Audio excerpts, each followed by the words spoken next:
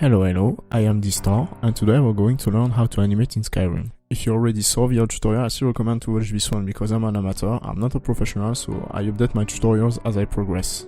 So here's the Blender interface, you can customize it the way you want. If I select on animation, a list of all the animation bones will be displayed, but don't worry, the list is huge, but we're going to hide almost everything.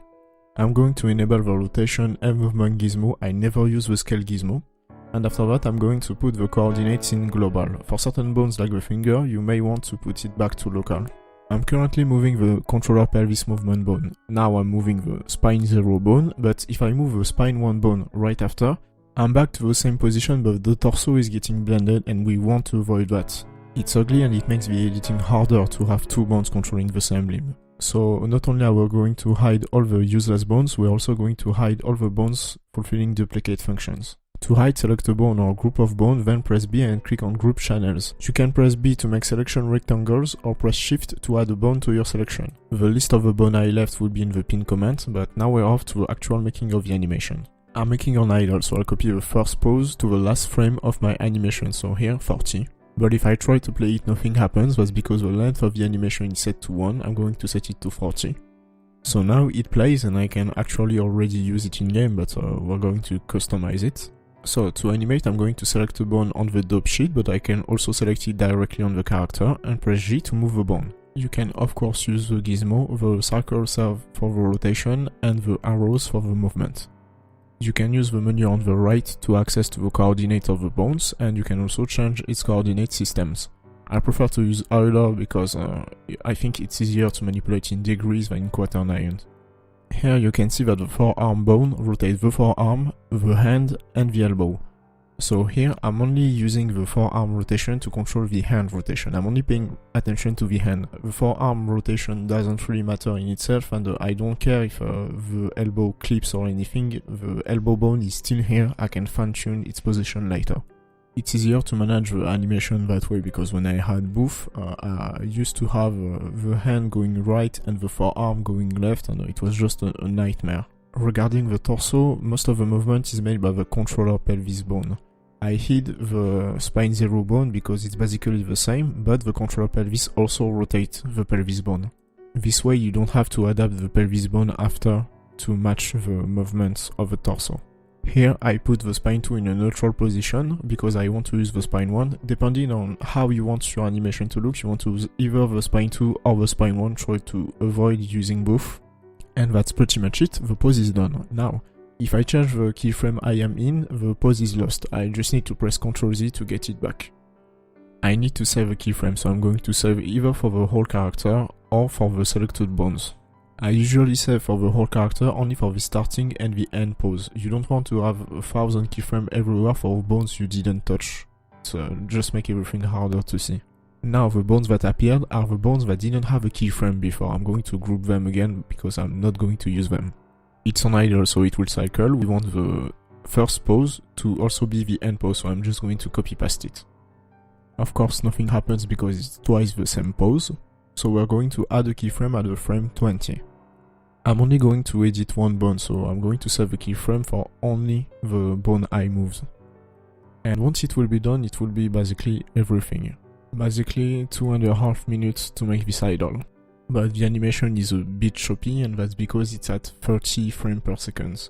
We're going to increase it to 60 frames per second. I'm not sure it will have an impact in game. I think it does. I think it's less choppy and smoother. I'm not really sure, but all your risk is to have an animation at 60 frames per second in Blender, so just do it. Of course it goes twice as fast, so we're going to scale it. I'm going to select all the keyframes, press S and scale it to 80 frames. Once satisfied with your animation, click on Run Script on the bottom right. Blender will freeze, and once it will be done, you'll find your animation in the Convert folder. For cycling animations like an idle or a walk, the timing isn't really an issue, but if you have an animation that isn't cycling, like for example an attack animation, the animation risks to be cut out. So to check the animation length, we're going to use the Distar behavior tool.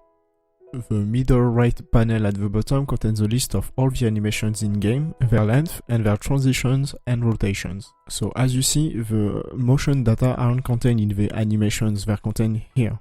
And the animation must be made to match their motion data. The values you see here are from Skyrim 1.3. These are made to be standard. The first and the third value are to tell to the character to stay at the same place. For instance, I'm going to show you some value from Skyrim 1.0. There are translations everywhere, sometimes in two directions at the same time, and if your animation doesn't match the motion data, you'll have sliding like you see here. This animation has been exported straight from Blender, so it doesn't have footstep sound. More information in the description. If we go back to the behavior graph and click on an animation clip in yellow, we can access all the animations in-game and even filter them as string. So now we're going back to Blender and I'm going to create some animation for Skyrim 1.4.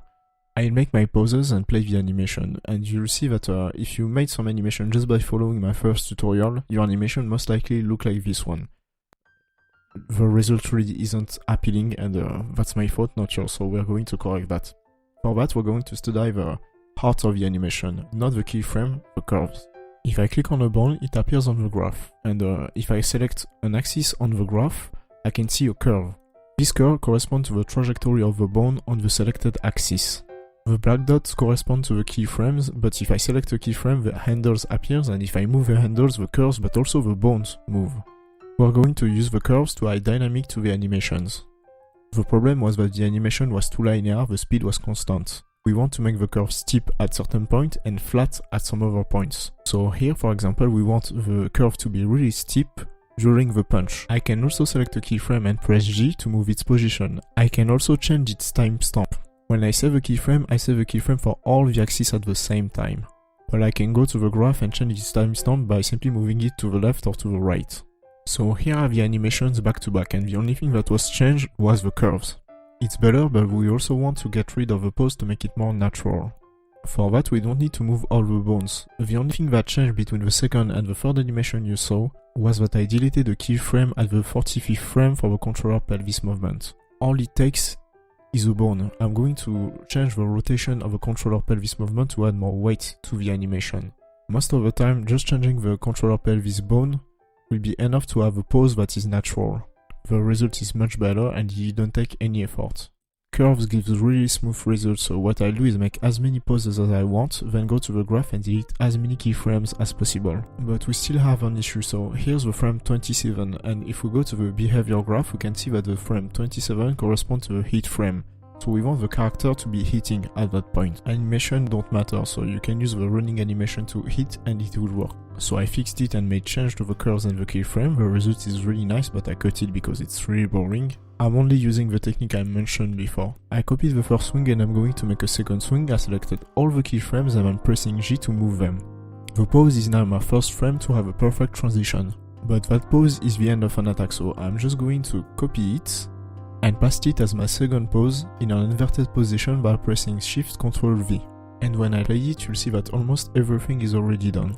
It took me roughly an hour to make the first animation and only 10 minutes to make the second animation with more tweaking.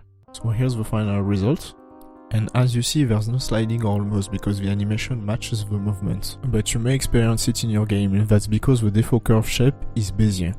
As you see, the curve goes slow, then fast, then slow, but the speed in Skyrim is constant. What matters is that the support foot stays in place in game. You want it to compensate the movement. That's why you don't have this limitation when you jump, because there's just no support foot at all. So the Y-axis controls the movement forward in game. We want to straighten the curve. So I'm going to select my keyframe, press right click and select the linear interpolation. But now you see that the foot doesn't go perfectly straight, and that's because this axis goes a little on the side. So we want to go to the graph and change the x-axis to be in linear too. And now it goes straight. The z-axis only controls the height, so we don't have this problem. We're also going to tweak our first animation, and now it looks a lot more like an idol from a combat game. We can also animate the weapon. If I click on skeleton, it activates all the bones of the skeleton, but also the weapon, so I can change its movement and its rotation. But as you may see, the movement of the weapon in Blender and in-game is totally different. It doesn't match at all, so it makes it really difficult to manage it. The second animation you saw was a barrel roll, so we're going to see how to make a 360, but also how to move the character. The most logical way will be to move the controller base bone, but like the weapon bone, the axes don't match at all in-game, so we can't use it. But the rotation works, so we can use it if we want to make a 360 work, for example. The best way to move the character is to select both feet and the controller pelvis movement and then move it in the direction you want. And now to make a 360 you simply need to rotate the character and add the keyframe. The simplest way will be to play with the coordinates on the right panel, but you don't go from 0 to 0, you go from 0 to 360, so you'll have to carry that for the following of your animation. It's probably the simplest way to go. The clean way is to use modifiers. To enable modifiers, you need to go on the graph, then press View and Sidebar, or press N. Then you can select the modifier you want and play with the different functions. For rotation, the modifier we want to use is a tangent, but it needs to be set up perfectly. But maybe you'd be better off simply changing the keyframe, because for instance, this animation took me 3 days to make and I'm still not satisfied with it, while this combo of 3 attacks took me 3 hours. And that's pretty much it, you know basically all I know, but I still got something important to say. If I take all this time to make tutorials, it's because I was constantly triggered by the quality of the animations on the Nexus, and for me it's for 3 reasons. First one is the quality of the tool, but we don't have this because this rig is really good. Second is the quality of the information. For the tutorials I saw, everything was either really long and boring or really short and nothing was explained, the person doesn't talk, you don't know what the person is doing, what you should do or what you shouldn't do.